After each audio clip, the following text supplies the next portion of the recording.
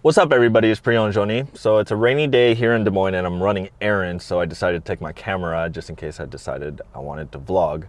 So this morning, Pioneer DJ announced a brand new ultra entry-level controller. In fact, they're calling it a smart controller. It's the DDJ-200. Now, the DDJ-200 is actually smaller than the DDJ-400 and is actually priced a little lower than the 400. And what's cool about it is it's not targeted for guys like you and me that like to take even our entry-level controllers like the 400 or the SB3 to big gigs. Check out my video where I took my DDJ SB3 to a music festival. But the DDJ-200 answers a question that I get asked so many times, and that's, what kind of controller do I get for my kids? Now, while it's not the first DJ device to do this, and it's not the first Pioneer DJ device to do this, the DDJ-200 is centered around being able to use it with a smartphone or a tablet, with the option to use a laptop if you wanted to. Now, the awesome thing about that is one of the big barriers to entry with a lot of DJ gear is a lot of parents are like, my kid wants to get into DJing or producing or mix artistry, and they don't have a laptop. What can I get? Before, the answer used to be, oh, get the WeGo. Now, the thing about all the WeGo controllers, the DDJ WeGo 1 to 4, is that it still had a built-in sound card, and in order to hear the main output, you still had to plug it into speakers. There was an RCA out. The difference with the DDJ-200 is the fact that it doesn't have a built-in sound card. You actually use the audio output of your phone or your tablet, and you can actually listen to that as your mains. So it's speaker optional. Now, you can also use the included adapter to split it between headphones and an audio output.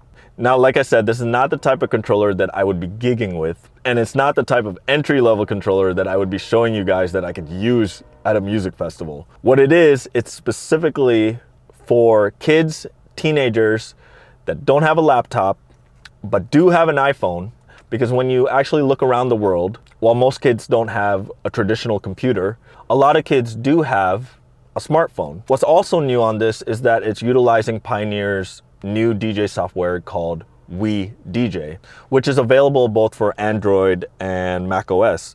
And also you can use Algorithms DJ, as well as a software called eDJing Mix, which I'm not familiar with. Now, the awesome thing about using the new DDJ is that you don't necessarily have to have music loaded into your phone. It can actually stream from two places, and one is Beatport link and the other is from SoundCloud.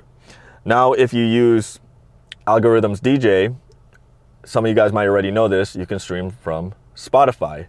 For being a controller that costs less than an average pair of DJ headphones, it's a great device to get your kids started, just to see if they're interested. It's something that doesn't put a hole in your pocket, but you actually get a full Pioneer experience. In fact, for being a tiny controller, if you actually look at it, it has a pretty long tempo slider. And some people are going to ask about the latency, because the way it works is it sends MIDI data via Bluetooth to your phone or your tablet. A lot of people who work with Bluetooth know that there's kind of a lag when you're sending audio, but MIDI data is not that big. And if you actually watch Phil Morse's review on Digital DJ Tips, he'll show you that there's not that much of a lag between the jog wheel and when you actually hear the scratching. Nudge when you move them like this, and they've got scratch functionality when you use them like that. I know some DJs have this attitude where, oh, another device that lowers the barrier of entry and now we're gonna have more DJs. For me, I think it's awesome to have more people understand your culture, understand your art. In fact, it adds more to the pie of potential new things and new artwork to be created. And the problem I think that happens is that too many people aren't creating anymore. They're copying what the next person already has done. So I would love to see more younger kids get into it, especially since a lot of professional DJ gear is getting more expensive. It's good to see that we have the familiar Pioneer layout in a more affordable platform.